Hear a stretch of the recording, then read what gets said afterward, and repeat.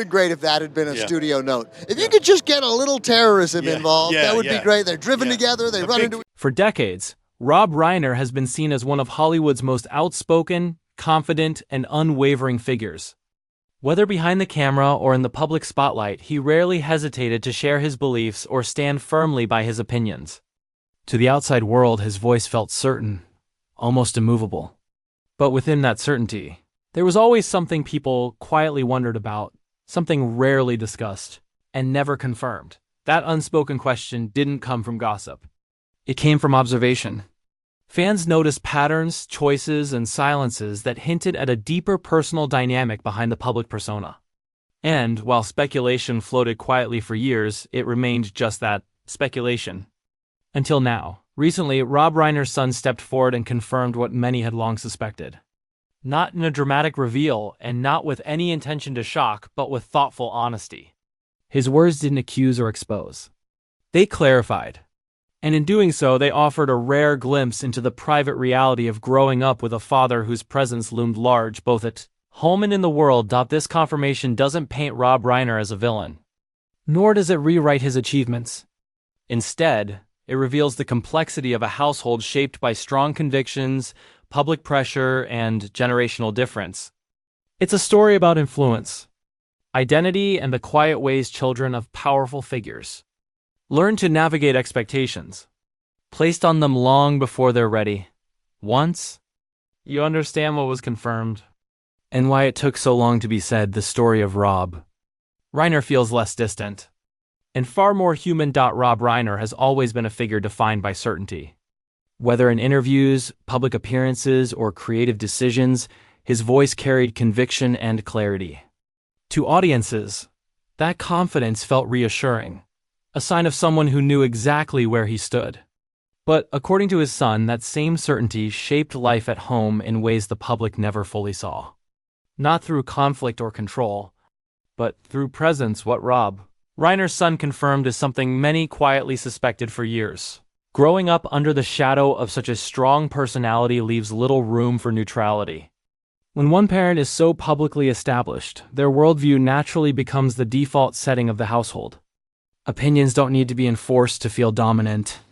They simply exist, loudly enough to guide the tone of every conversation. As a child, Reiner's son learned early how to read a room. He understood when to speak and when silence would keep peace. This wasn't about fear or suppression, it was adaptation. Love was present. Support was present. But space to disagree, to experiment with ideas freely, or to exist outside that powerful identity took time to develop. For years, alignment felt easier than assertion. This dynamic explains why many observers sensed something unspoken. Public figures often appear larger than life, and when that scale enters a family environment, it changes the emotional balance. Children don't always rebel against it. Often, they absorb it. They shape themselves around it, sometimes without realizing it until much later in life. His son described how this influence affected his sense of identity. Finding his own voice wasn't a rebellion against his father, but a gradual process of separation. He had to distinguish between inherited conviction and personal belief. That process didn't happen in youth.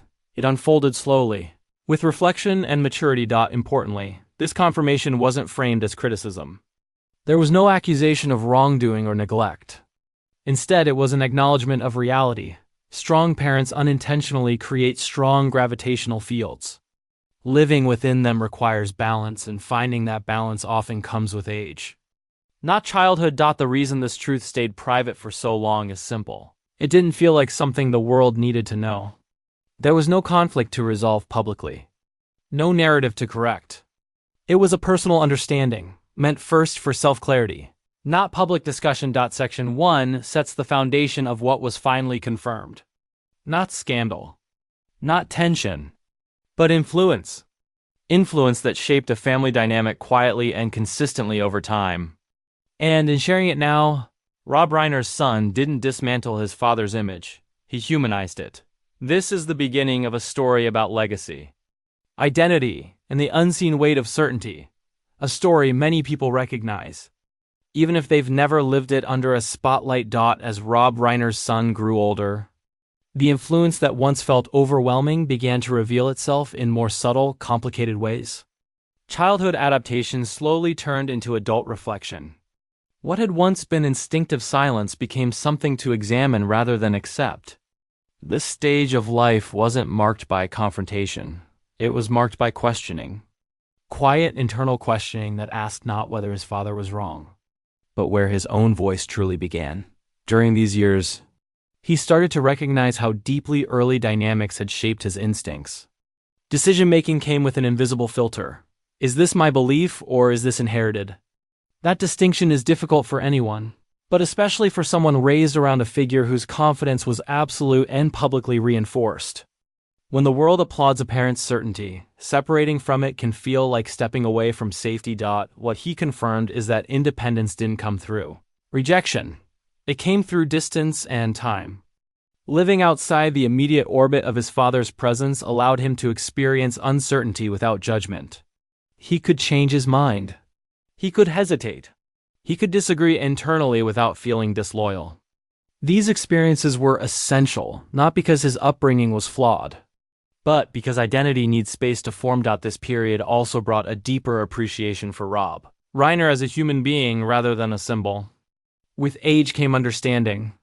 His son began to see that his father's certainty wasn't rooted in dominance, but in conviction shaped by experience and success. That realization softened earlier assumptions and replaced them with nuance. Influence, he learned, is rarely intentional. It's often incidental. Still, the emotional residue of growing up in that environment didn't vanish overnight. Habits formed in childhood lingered. He remained careful with expression, thoughtful before disagreement, and sensitive to emotional tone. These traits weren't weaknesses, they were survival skills that later became tools. But acknowledging where they came from was an important step in owning them rather than being shaped by them unconsciously. What made this stage transformative was acceptance.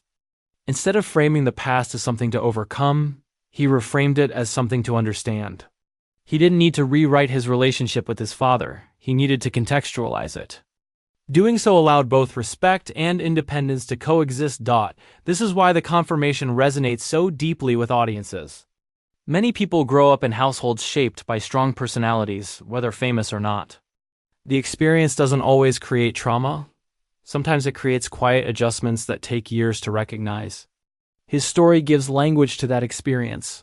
Section 2 captures the long middle of this journey, the years where influence was examined rather than absorbed, and identity was explored rather than assumed. It's the phase where distance creates clarity and reflection replaces reaction. And it sets the stage for the final understanding that would eventually be shared publicly, not as a revelation meant to shock, but as a truth meant to explain. With time and distance came something Rob Reiner's son hadn't fully experienced before: emotional clarity. This stage of his life wasn't about defining himself in opposition to his father, but about understanding how deeply early influence had shaped his instincts, reactions, and sense of self. What once felt normal began to stand out in retrospect, not as something harmful, but as something powerful enough to leave a lasting imprint. He began to realize that the suspicion people long carried wasn't rooted in gossip, it was rooted in pattern. Observers sensed that Rob Reiner's presence was more than influential. It was foundational. And inside a family, foundations matter. They determine what feels safe to question and what feels assumed. For years, those assumptions guided behavior quietly, without ever being acknowledged. This awareness brought mixed emotions. There was gratitude for stability, opportunity, and guidance. But there was also an understanding that certainty can unintentionally limit exploration. When a parent is deeply confident in their worldview, children may postpone forming their own, not out of agreement, but out of respect. That postponement doesn't disappear with age. It lingers until it's examined. What changed during this phase was his willingness to sit with that truth without defensiveness. He didn't rush to label the experience as good or bad. Instead, he allowed it to be complex. He recognized that love and limitation can coexist, and that influence doesn't require intent to be impactful. This maturity transformed how he viewed both his upbringing and himself. This is also when he began to understand why the story stayed unspoken for so long. There was nothing to expose. No injustice to correct publicly. Speaking earlier would have framed nuance as conflict, something he wanted to avoid. Silence in this case wasn't suppression. It was patience. He waited until he had language that reflected understanding rather than reaction. As his perspective matured, so did his relationship with his father. Conversations became less weighted. Disagreement no longer felt like disloyalty. Respect no longer required alignment. These changes didn't happen overnight, but they reshaped the emotional balance between them. The gravitational pull of certainty softened into mutual recognition. When he finally decided to confirm what many had suspected, it wasn't motivated by timing or pressure. It was motivated by readiness. He had reached a place where honesty felt constructive, not disruptive. His words didn't strip away Rob Reiner's authority, they contextualized it. They showed how strength can shape others even when it's rooted in care. Section 3 represents the emotional turning point of the story. This is where awareness replaced assumption and reflection replaced instinct. It's the moment when the past stopped feeling like something to carry and started feeling like something to understand. And in that understanding, both father and son became more human, not less iconic, but more real. By the time Rob Reiner's son finally spoke openly, the moment felt less like a revelation and more like a resolution. There was no urgency in his words, no emotional charge meant to provoke reaction. Instead, what came through was calm certainty, the kind that only arrives after years of reflection. The confirmation didn't exist to correct public opinion. It existed to bring personal clarity into the open. What he ultimately confirmed was not a flaw in his father, but a truth about influence. Rob Reiner's certainty, passion, and strong sense of identity shaped the family environment in ways that were impossible to avoid. That influence wasn't harmful, but it was powerful. And power, even when rooted in love, leaves an imprint. Acknowledging that imprint didn't diminish respect, it deepened it. One of the most important points he made was that understanding came late, not early. As a child, adaptation felt natural.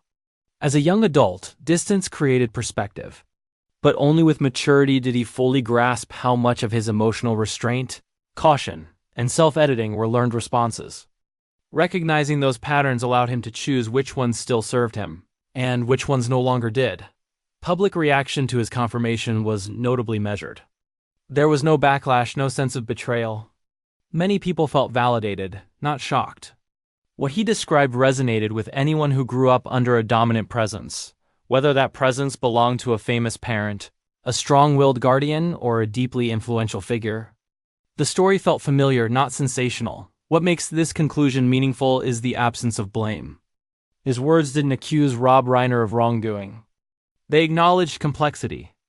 Parenting, especially under public scrutiny, doesn't come with a clear manual. Strong values can inspire, but they can also overshadow. Both truths can exist without canceling each other out. In many ways, this confirmation closes a long, quiet loop. The suspicion people carried for years was never about something hidden or scandalous. It was about an emotional dynamic that observers sensed but couldn't name. Now, with language shaped by maturity, that dynamic finally has context. Section 4 completes the story not with exposure, but with balance. Rob Reiner remains a figure of conviction and influence. His son emerges not as someone stepping out of a shadow, but as someone who understands where that shadow came from and how to stand comfortably beside it. In the end, what was confirmed isn't something negative. It's something human. Strong people shape the worlds around them, often without realizing how deeply. Recognizing that truth doesn't weaken a legacy. It grounds it. And by finally putting words to what so many quietly suspected, Rob Reiner's son didn't rewrite history, he simply finished the sentence that had been left hanging for years.